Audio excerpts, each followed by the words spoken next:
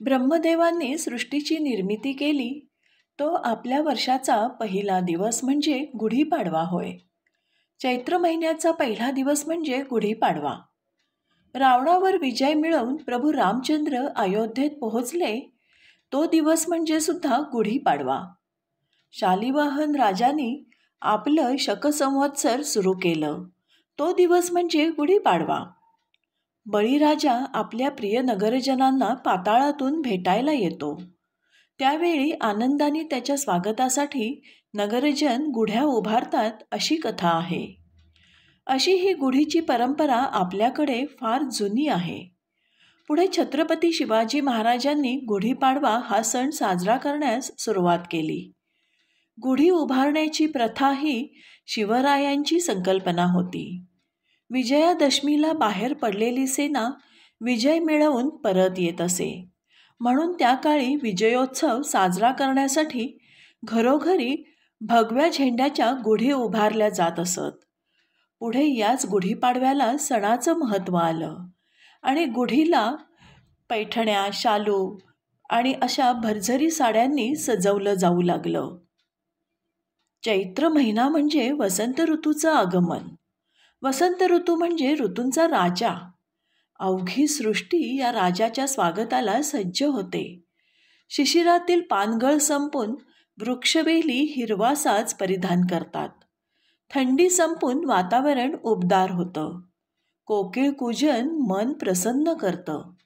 या दिवसात चराचरात चैतन्याचं आणि उत्साहाचं वातावरण असतं. शेतीची कामं संपून धान्य बाजारात येतं, त्यामुळे शेतकरी राजा सुखावतो. याच उत्साहाने आणि आनंदाने गुढी उभारून आपण नववर्षाचं स्वागत करतो. या दिवशी ब्रह्मदेवांनी सृष्टीची निर्मिती केली, म्हणजेच नवनिर्मितीचा हा उत्सव. प्रभू रामचंद्रांनी रावणावर विजय मिळवला, म्हणजेच हा विजयोत्सव. बळीराजाला पाहून नगरजनांना आनंद होतो, म्हणजेच हा आनंदोत्सव. शालिवाहन शक प्रणीत नववर्षाचा हा वर्षोत्सव. शिवरायांनी याच विजयोत्सवाला परंपरेचं रूप दिलं. परंपरेने हा उत्सव आजही महाराष्ट्रात सगळीकडे मोठ्या प्रमाणात साजरा केला जातो.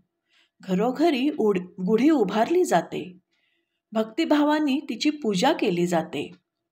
दुपारी श्रीखंड पुरीचं चारीठाव जेवण होतं आणि दुपारभर मस्त ताणून दिली जाते. सध्या इंटरनेटचं राज्य असल्याने व्हॉट्सॲपवर शुभेच्छांचे संदेश फिरत राहतात. असं म्हणतात की आजच्या दिवशी नवीन गोष्ट विकत घेतली तर घरात समृद्धी येते, भरभराट होते. म्हणून आज सोन्या चांदीच्या दुकानात तुडुंब गर्दी असते.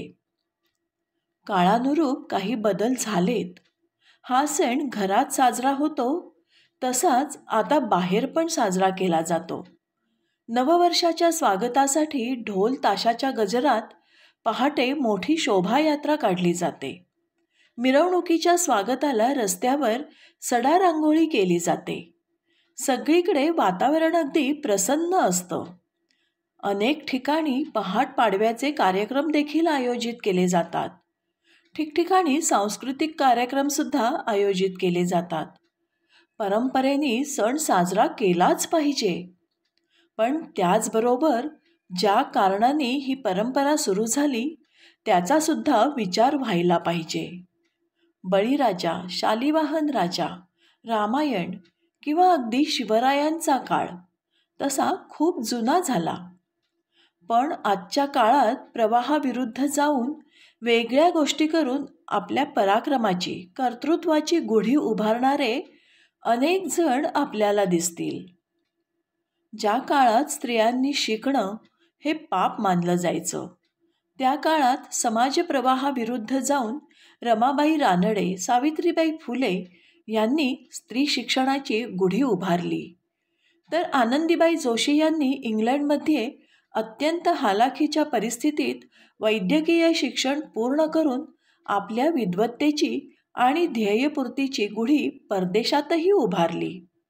ज्या काळात कुलीन घरंदाज स्त्रियांना संगीत क्षेत्राचे दरवाजे बंद होते, त्या काळात गंगाबाई पलुसकर या स्वतः गाणं शिकल्या आणि कुलीन घरंदाज स्त्रियांसाठी स्वतंत्र संगीत क्लासेस सुरू करून त्यांच्यासाठी सांगीतिक गुढी त्यांनी उभारली आणि घराघरात हिंदुस्थानी संगीताला मानाचं स्थान मिळवून दिलं.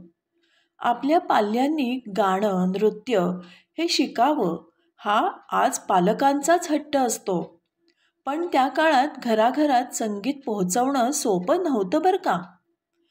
बाबा आमटे यांनी सुखासीन आयुष्य सोडून कुष्ठरोग्यांच्या सेवेचं खडतर व्रत स्वीकारलं. कुष्ठरोग्यांना माणसात आणलं आणि माणुसकीची गुढी उभारली. त्यांच्या पुढच्या पिढ्या ही गुढी आणखी उंच नेत आहेत. नर्मदा परिक्रमा करून त्यावर पुस्तक लिहिणारे अनेक जण आहेत, पण नर्मदा प्रकल्पातील विस्थापितांचं दुःख आणि वेदना समजून घर दार नोकरी सोडून त्यांच्यात जाऊन राहणाऱ्या भारती ठाकूर यांनी विस्थापितांच्या घरात साक्षरतेची आणि स्वावलंबनाची गुढी उभारली आहे. अशी अनेक उदाहरणं आपल्या आजूबाजूला आपल्याला अनेकदा दिसतात.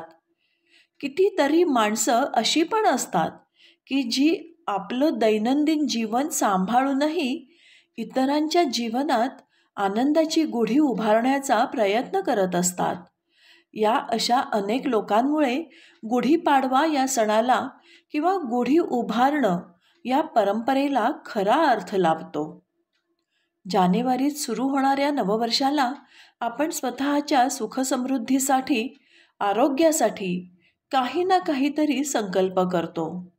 यावेळी या नववर्षाला स्वतःच्या घरात जैताची, स्वानंदाची, समृद्धीची, सायुज्यतेची गुढी आपण उभारूयातच आणि त्याचबरोबर या वर्षभरात आनंदाची, साक्षरतेची, माणुसकीची अशी कुठली ना कुठली तरी गुढी दुसऱ्या कोणाच्या तरी दारात उभी करण्याचा संकल्प आपण सगळ्यांनी करून या सणाच्या परंपरेला एक नवा आयाम देऊयात.